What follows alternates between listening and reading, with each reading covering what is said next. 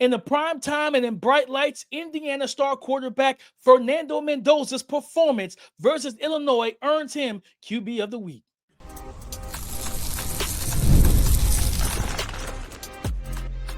You are Locked On NFL Draft, your daily podcast covering the NFL Draft. Part of the Locked On Podcast Network, your team every day. Welcome back to the Locked On NFL Draft Podcast, your daily podcast covering your favorite draft prospects, part of the Locked On Podcast Network, your team every day. I'm your boy, Damian Parson. I'm an NFL draft analyst with Bleacher Report. That's my guy, Keith Sanchez. He's the director of scouting with the Draft Network. In 2019, national champion with those LSU Tigers. And as always, thank you for making Locked On NFL Draft your first listen today and every day. Shout out for being our every dayers. It's time to talk top 10 quarterbacks after week 4 of the 2025 college football season for the 2026 NFL Draft. The QB of the week, our stock risers and our stock fallers. But before we can get into that, today's episode is brought to you by FanDuel. Right now, new customers can bet just $5, and if your bet wins, you'll get $300 in bonus bets to use freely across the app. QB of the week, Keith, and I got to go right to my guy here. This was his big first test. We talked about him on Friday. Fernando Mendoza versus Illinois in a surprising blowout win. Illinois is ranked 9th in the country. Indiana put 63 points up on them, 63-10. DP, I'll tell you this. They won't be ranked number 9 next week. No, they will not. Oh man, this is a primetime game, and everybody wanted to see, everybody wanted to see how would he handle this. Yep. This was his first time in the bright spot. 91.3% completion percentage. He only had 2 incompletions all game, 267 yards passing, 5 passing touchdowns. Fernando Mendoza, after that first drive where they were like his first pass attempt, they sent a delayed blitz. Got through, got into his face, and they were able to sack him. He just took the sack, right? Didn't try to throw the ball away, didn't try to do anything crazy with it, just took the sack. That next drive, from that point forward, he was locked in, he was dialed in from making the quick decisions, getting the ball out into the flats, hitting the quick out routes, hitting the hitch routes underneath. So when he needed to get the ball a little bit further down the field, he was able to do that as well. Getting through his frees, getting through his progressions. Gabe Jacas is one of the best pass rushers in the Big Ten.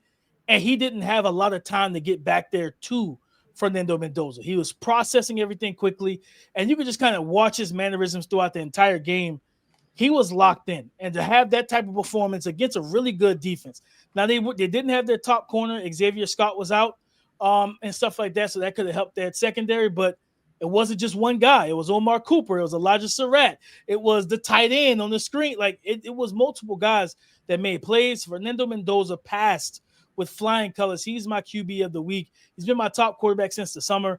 This guy has an NFL game. He is coming in at 6'5", like 225, 220 or whatever. So he's got the prototypical size. Yep.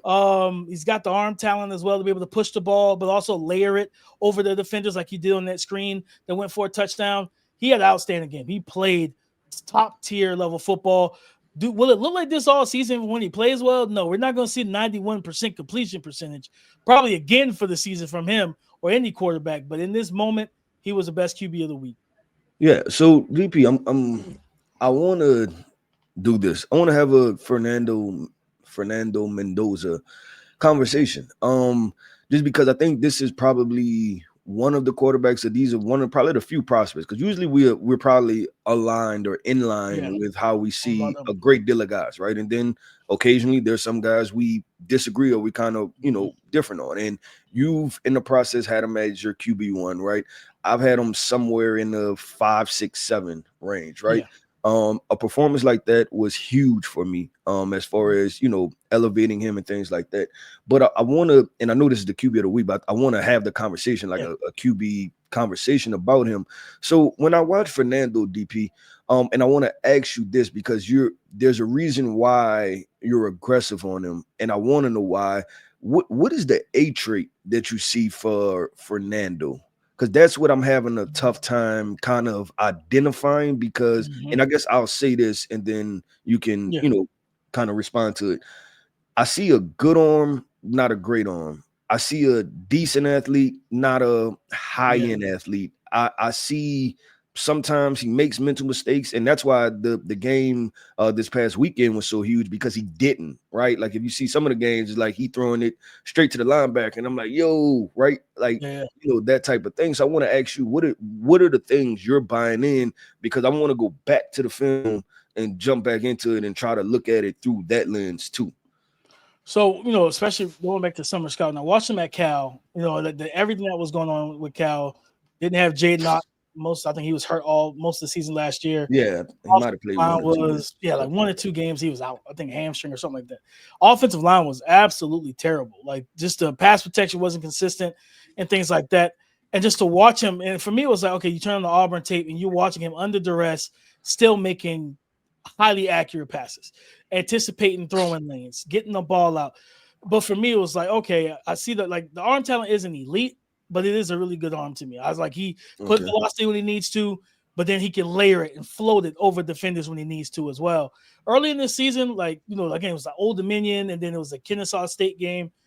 And Kennesaw, he played better, but you could still see there was some timing, rhythm issues with him and the receivers. Like, I'm expecting you to sit in that pocket. I'm a fire in there. Receiver keeps running the slant or running running across the middle. He's like, nah, sit. Like, just that chemistry there. Once they get the chemistry down, and I'm like, okay, these guys are firing on all cylinders. You see the quick processing.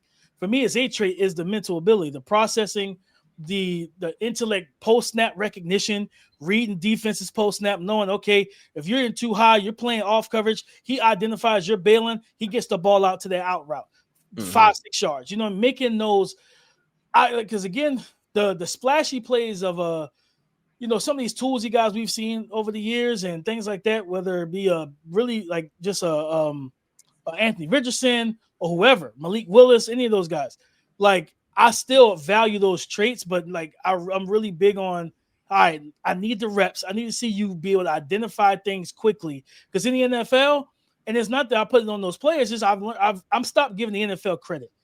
I can't trust you with these 2Z raw quarterbacks. No. If it's a 1-year starter, I don't care if it's Dante Moore. I don't care who it. Go back to school, man. Like, don't put your life in the hands of these NFL decision makers, because they'll leave you out hanging to dry and blame you for everything. So I'm past that. I'm looking, okay, you played multiple years. I want to see that anticipation. He throws it out well and things of that nature. And there's just that ability to quickly get the ball out of his hands.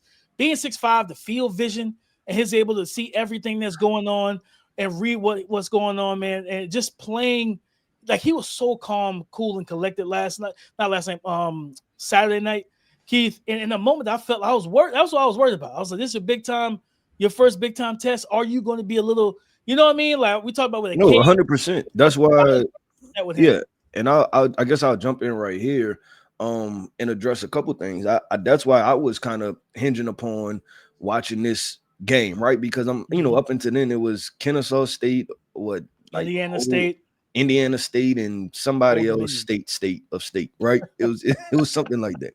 So watching this game was a big time moment, and even going back to the Cal, and I'll tell you why I was at with Fernando was because at the Cal, I think on the season, and not a whole statistical thing, but on the season, I think he had 16 touchdowns and 6 interceptions, right? So I'm like, okay, not a highly productive season, right? That's on average 1.5 touchdowns, right? Something like that. Not a highly productive season, but there were moments, and I think I seen both sides of the fence that you talked about, right? Where he would throw it in anticipation, post-snap, recognition, things like that. But then there's also the other side of it where I would see him throw to a defender, and I'm like, oh, man.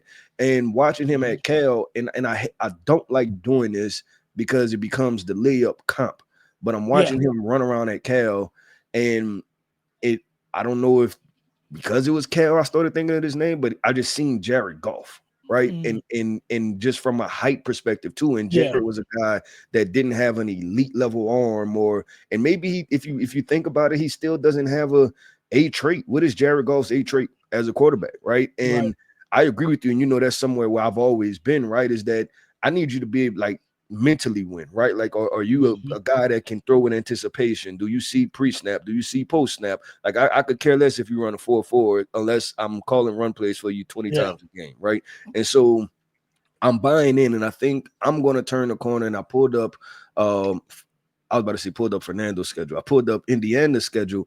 So they have a little stretch that should be fun, DP. Well, I think because at this point, when he had like 4 or 5 touchdowns this Saturday. Yeah, 5. He had 5. So that puts him at, I think he had 9 entering against. That puts him at 14 touchdowns and maybe no interceptions or maybe one, somewhere around there. This becomes 0 interceptions. No interceptions. So this becomes a QB1 conversation, right? Like after that game, he threw his name in the hat. The fun part is I think all of our questions are going to get answered. And I'm going to read a couple games that they have off. They play Indiana this upcoming weekend. Iowa. Iowa. That's what I'm sorry. I'm looking at You're good. I'm sorry. They play Iowa this upcoming weekend. They have Oregon on October 11th, so in a couple weeks. UCLA, you could throw that out.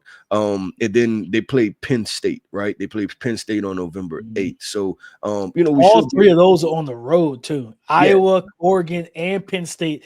Keith, don't in week 10, November the 1st at Maryland. Yeah, I don't think that's going to be an easy game either. No, they went to Wisconsin and put it on them. They got a freshman out there like that. Yeah. They got a little bit of their schedule is not sweet. It's not sweet at all. We'll get some answers, and that's the fun part about college football. We know that usually it's kind of like a slow ramp up, but we're about to get some answers. But if we were doing, and for me this is QB of the week, but if he was a stock riser, obviously he can't go any higher for you, right? Because you already have him at 1. But I could he'll be a stock riser for me. But DP, man, I already hinted at it, so let's talk about it, man. Coming up next, we are talking about those quarterbacks who've seen their stock rise over the past weekend. Let's get into those quarterbacks coming up next. Caffeine just got a flavor upgrade. 5-hour energy shots deliver tasty caffeine in 17 bold flavors. Each 2-ounce shot packs the caffeine of a premium 12-ounce cup of coffee plus B vitamins and nutrients with 0 sugar and 0 crashes. What I love most is how portable they are. Big taste, tiny shot. You can take it anywhere and get the boost you need when you need it. And honestly, I love how fast it kicks in and that it's sugar-free, so I don't have to worry about crashing later. So enough with boring, flavorless caffeine. It's time to give your caffeine a flavor upgrade with 5-hour energy shots. Get the favorites you love or be bold and try something new in-store and online at www.5hourenergy.com or Amazon today.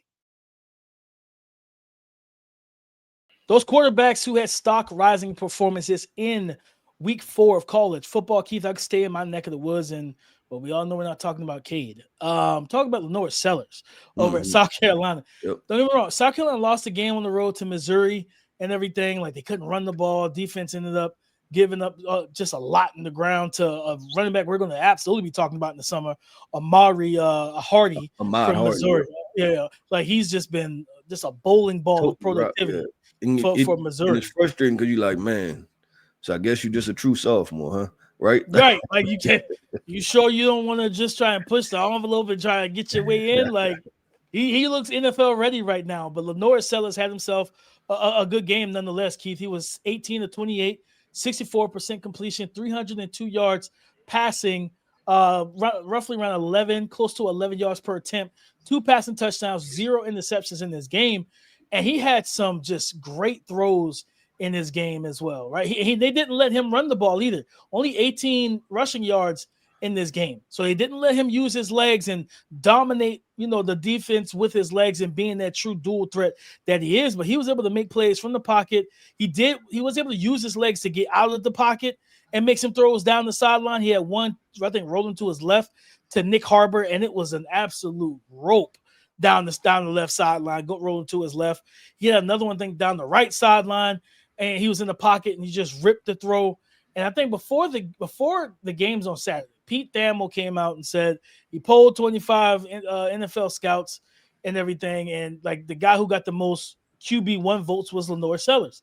And because what we've already seen him be able to do physically, the age trait, he's 6'3", 240, probably going to run 4 or 5 at worst, You know what I mean? We know he can run. He's got that elite level arm. He can rip every single throw. But for me, it was more so I wanted to see you play within structure, play in the pocket. And he's able to do that. When you can't use your legs to help dominate the game, what can you do with your arm?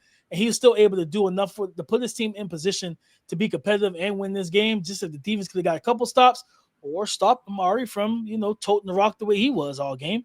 So I think he had like 200 yards in this game or something close to that. So shout out to LaNorris Sellers, man. He's a guy that, I think he was off my list last week, but of course he's back on it. And I definitely see why scouts are high on them. Like when you have this ability physically and the game is starting to slow down for you, that's why a guy like LaNorris Sellers, like that's where their stock really takes form. Because as the game slows down and you're able to get the ball out quick, you're able to do those type of things. But then if trouble comes and you're in troubled water, you have the ability to get out and make plays. Yeah, some of the high processing guys like a Fernando Mendoza, a Garrett Nussmeier, and the guys we've seen over the years, they don't have that in their bag. Like they can't activate that card, Keith, to be like, that's cool. I'm gonna hit this 4-5. I'm gonna get around this edge rusher and go 60. They can't activate that, but LaNorris Sellers can definitely continue to develop and grow. So he's my stock riser of the week, man. He really helped himself. Even though they lost, he did what he had to do. Yeah, and I know we'll go over your list in the last segment, your QB list. And if I had to turn in a list, P, and that's what I almost submitted one just because I was like, I'll probably move LaNorris up a slot, right? Yeah. After that performance, and you said it, they didn't win the game.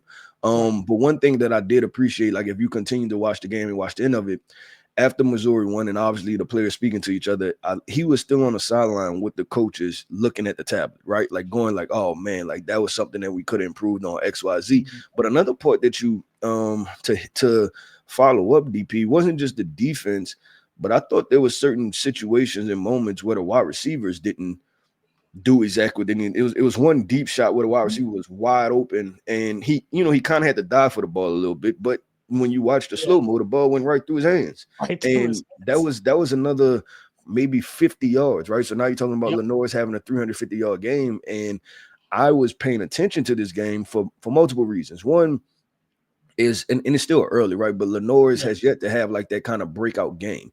And the reason that you kind of highlight Missouri was because last year he lit Missouri up. I think he went for like 350 and 4 touchdowns. I believe it was the Missouri game last year. So it was like, okay, can this be a repeat performance for LaNorris Sellers and he could get the job done? So I think he played well. He played to what the upside has been, and it was just a game that he needed it to kind of start drumming the conversation again, because this is yet another quarterback prospect who's a fairly young guy who doesn't have to declare, right? He doesn't have to declare this year. So you're like, man, like if this don't go well, down the stretch, like is he gonna go back, right? Is he gonna try to go back to South Carolina and play another year of college football? So I agree with you. LaNorris Sellers was the guy for me for a stock riser in this situation.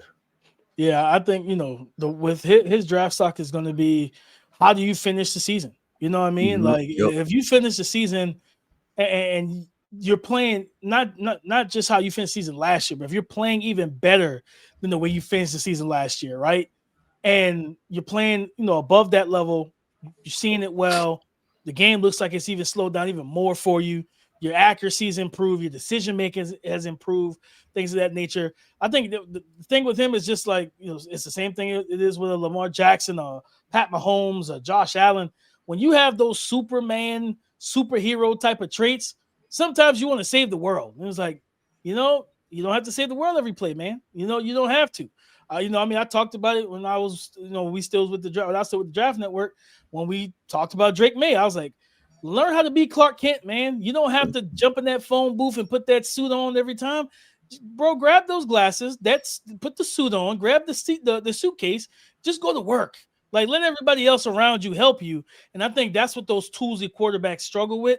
Especially, and I'll be honest with you, Keith, the thing is, it's kind of a college thing. In college, you got those tools. They want the coaches usually put that on you. Hey, you got to carry us, big dog. Like, our team we're not Bama. We're not Georgia. That's what I always wanted to see. I wanted to see a Justin Fields in that Georgia system where it's like, wow, I don't have to do everything every time. I want to see these toolsy quarterbacks on those teams where it's like, We got the line for you. We got a run game. We got receivers. We got a defense. You just play the game. And you see guys develop, whereas no, it's really reversed. It's the guys that don't have a lot of tools, but they're good mentally. It's like, hey, I can run the offense. I'm in that situation. The toolsy guys are with, we got maybe 1 5-star coming in. You know what I mean? It's like, but we're going to need you to do everything else. LaNorris Sellers is going to have to continue this type of performance and play well throughout the year. And then we might see him declare. Depends on, I think Arch is going to go back. You know what I mean? I think that's how it's going to end up happening. But we'll see what happens with Norris. If he does come out, it's going to be a battle for that QB1 spot because he's going to be the normal kind of case study tools. If he produces, he'll have production over a Mendoza, a Nussmeier, those guys who you would say mentally, they're just a little bit ahead of him.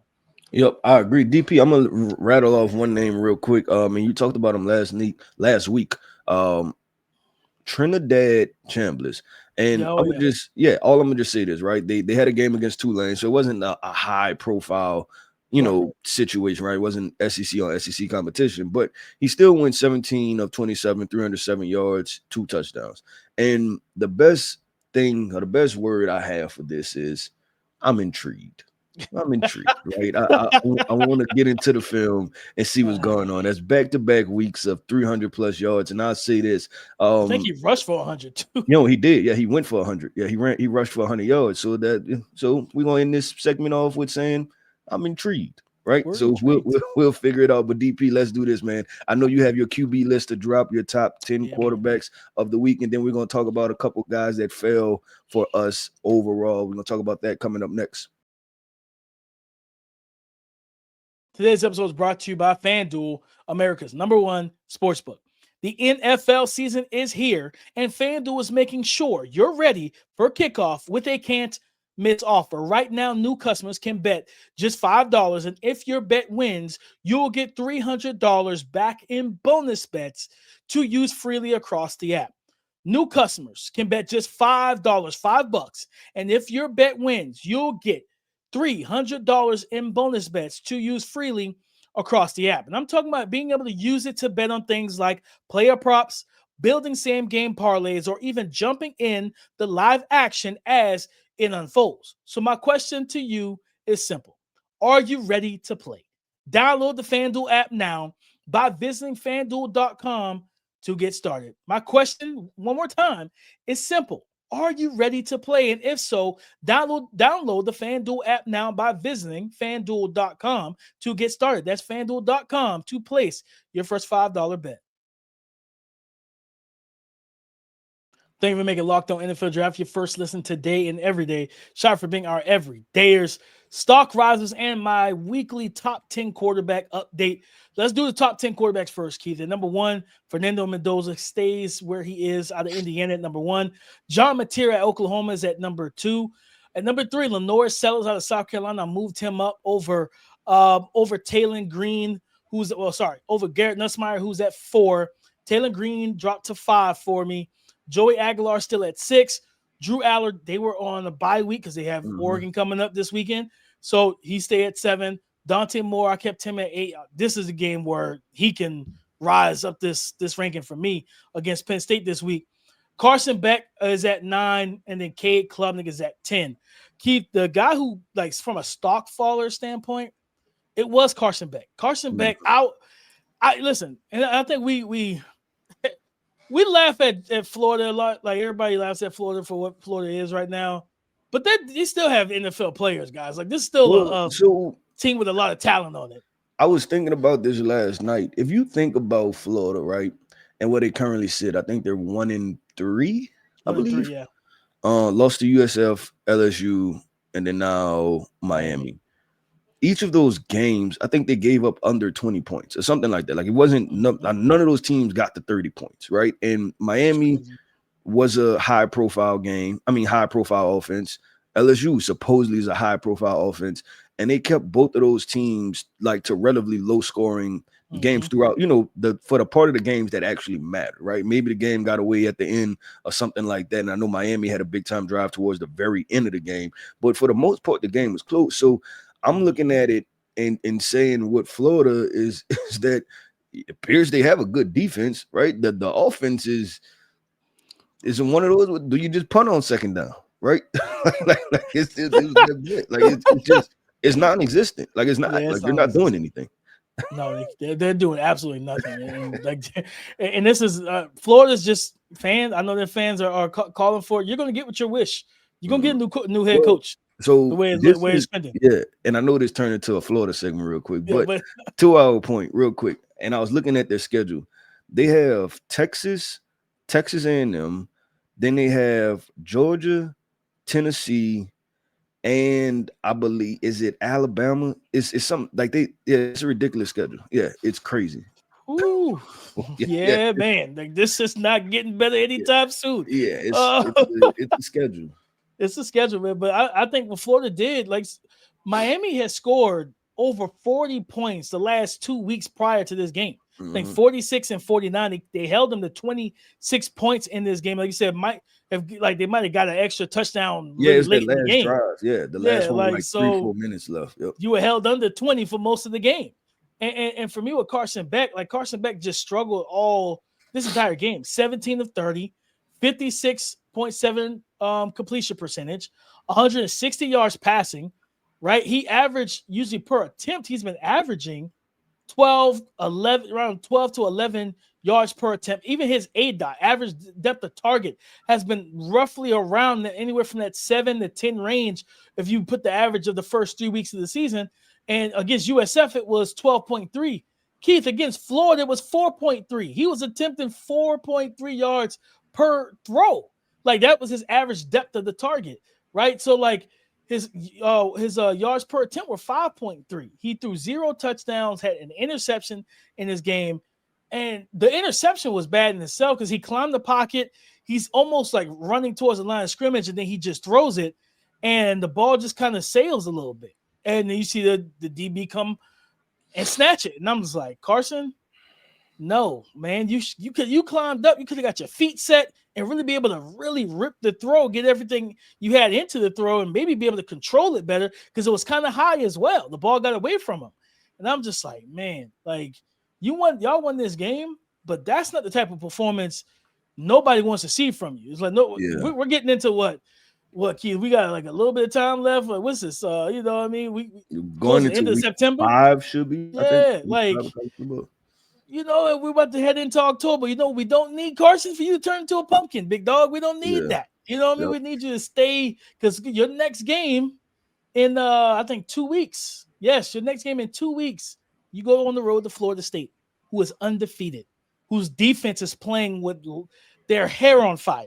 Whose offense is putting up Golden State Warriors numbers, right? I think this might be the second or third week they scored 70-something points. Freaking crazy. And you're on the road. You know that like both of these schools have been trying to find their way back. Florida State's like, yeah, we feel like we're back. Yeah, Carson, Mike cannot give us. He remember what everybody said last year, right? Y'all try to fire me. Okay, watch this. I'm building up some sweat equity just in case we bad next year. Remember all those 70-point games we had. So he's building it up. He's building it up. Yeah, you got Florida State. You got to play better than this. Yep. Real quick, DP, I want to talk about Dante Moore. Had him at 8. This upcoming week is going to be a big time performance for him. I jumped into his film, and obviously there's not a large sample size yet. And this weekend will be a big, kind of situation for him, big evaluation point for him. Physically, who he reminded me of, just physically, CJ Stroud.